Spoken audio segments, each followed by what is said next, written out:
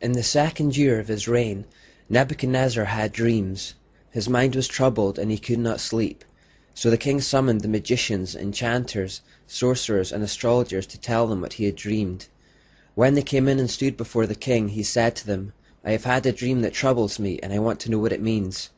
Daniel 2:1-3.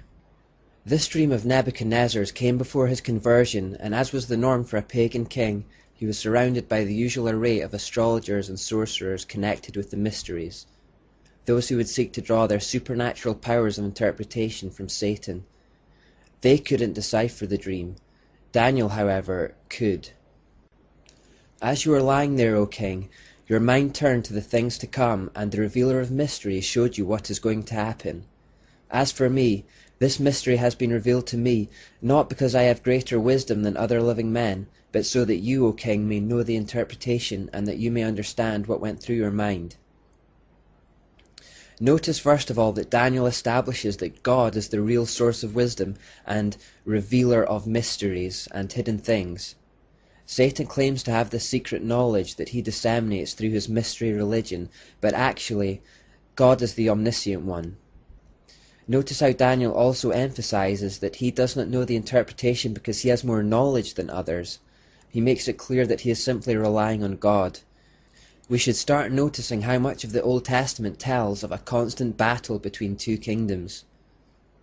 You looked, O king, and there before you stood a large statue, an enormous, dazzling statue, awesome in appearance. The head of the statue is made of pure gold, its chest and arms of silver, its bellies and thighs of bronze, its legs of iron, its feet partly of iron and partly of baked clay. While you were watching, a rock was cut out, but not by human hands. It struck the statue on its feet of iron and clay and smashed them. Then the iron, the clay, the bronze, the silver, and the gold were broken to pieces at the same time and became like chaff on a threshing floor in the summer. The wind swept them away without leaving a trace, but the rock that struck the statue became a huge mountain and filled the whole earth.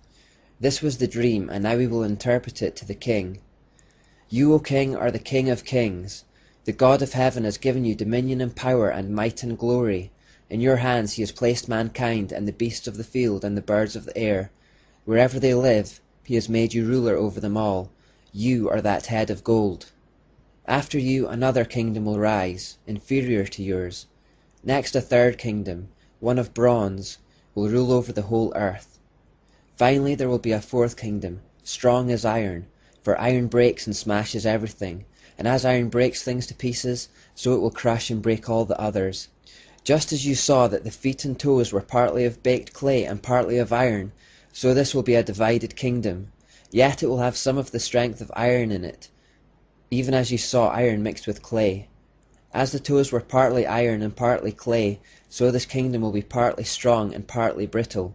And just as you saw the iron mixed with baked clay, so the people will be a mixture and will not remain united, any more than iron mixes with clay. In the time of those kings, the God of heaven will set up a kingdom that will never be destroyed, nor will it be left to another people. It will crush all those kingdoms and bring them to an end, but it will itself endure forever. This is the meaning of the vision of the rock cut out of the mountain, but not by human hands, a rock that broke the iron, the bronze, the clay, the silver, and the gold to pieces. The great God has shown the king what will take place in the future. The dream is true, and the interpretation is trustworthy. So the dream was a prophetic one that explained, in the form of a statue, how the Babylonian kingdom would have 3 successors that would follow after it. The statue, of course, was human to represent the fact that these kingdoms were made by man for man's glory, as Babylon originally had been. The first kingdom, symbolized by the head of gold, was the Babylonian Empire itself. Daniel then states that the head of gold empire would be followed by an inferior empire, symbolized by arms of silver. Christian scholars generally regard this to be the Medo-Persian Empire, which in 539 BC conquered the Babylonian Empire. The 2 arms symbolically refer to the 2 groups, the Medes and the Persians. The third kingdom was symbolized by the statue's belly and thighs of brass. Scholars believe this is a reference to the Grecian Empire, which conquered and then came after the Medo-Persian Empire. The symbol of a belly and thighs of brass suggests that the kingdom was to start out as a united empire but end up as a divided empire. Under the leadership of Alexander the Great, the Grecian Empire was indeed a united empire, but after Alexander's death, the empire was divided up. It was around this time, when Greece was the dominant power, that the Mystery Babylon religion became known as Gnosticism. The word gnosis in Greek means knowledge. Gnostics still believed that humans were divine souls stuck within imperfect human bodies created by an imperfect God. They still believed there was a second and superior God who provided them with the esoteric knowledge necessary to become gods themselves. Ashtoreth had taken on the name Sophia because Sophia means wisdom in Greek. The serpent was portrayed as the good father of Cain. Yahweh was portrayed as an unreasonable God who had cursed Adam and Eve wrongly after a temper tantrum. High priestesses were ordained through sexual rituals. There were still blood oaths, secret handshakes, signal symbols, passwords, and fornication as part of worship. In other words, except for a few name changes, the Babylonian religion had survived in its entirety throughout the empire changes. It is from this era that we get the word agnostic. Because those who believed and practiced this religion were called Gnostics, those who did not believe it were considered agnostics. Today the word agnostic is used to refer to someone who says they are unsure or ignorant regarding the existence of God because of a lack of information. Anciently, however, the word agnostic would have identified a person who deliberately desired to remain ignorant of the secret knowledge and rituals through which the Gnostic good God, the serpent, and the mystery religion of Babel might be revealed. The name Gnosticism was used for the mysteries right up until the time of Jesus and for some period afterwards. Some Gnostics in fact saw in Jesus a similarity between him and their pagan serpent, as they believed he was dispensing knowledge of the kingdom of God. Consequently, two Gnostic Christian sects called the Nassenes, so called because in Hebrew Nahas means snake, and Ophites, so called because in Greek Ophis means snake, worshipped the serpent in the alleged identity of Jesus Messiah. They stole the symbol of the cross and entwined the serpent around it. You may see the symbol interpreted as Christ crucifying the serpent to the cross wherever it is seen, especially in Catholic graveyards, but its true blasphemous meaning comes from a Gnostic corruption of Christianity. Gnosticism in Greece also heavily influenced the ancient philosophers such as Socrates and Aristotle, who lived around this time. Their ideas were then passed to Plato, and these three are still revered as the fathers of philosophy.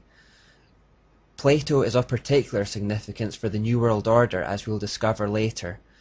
Their so-called wise words are still taught to philosophy students around the world, but much of their ideas are simply ancient Babylonian lies.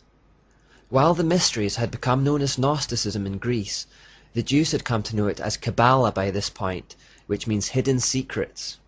It was also known as the oral secret law. Kabbalah developed mainly through a man called Philo, who adapted or inverted many parts of the Old Testament to fit with Babylonian mysticism.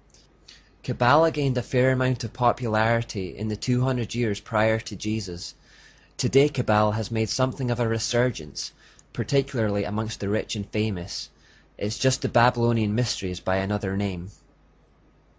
So to recap, the first kingdom in Nebuchadnezzar's dream was Babylon, the second was Medo-Persia, and the third was Greece. What was the fourth? The fourth symbol, as seen in Nebuchadnezzar's dream and interpreted by Daniel, that of iron legs and feet that were part iron and part clay, represents the mighty Roman Empire, which conquered the Grecian Empire. The Roman Empire has shaped the history of Europe and the world ever since. Two final things to say about the statue in Nebuchadnezzar's dream. Firstly, notice how the value of the metals degrades over time. We start off with gold representing Babylon and end with iron and clay representing Rome. This represents the fact that man-made kingdoms are deteriorating over time. The second point about the statue is that although the value of the metals decreases over time, their strength increases until it becomes iron. This means that as we degenerate in morality, we increase in force, and adopt the mentality put forward by Friedrich Nietzsche, that might makes right.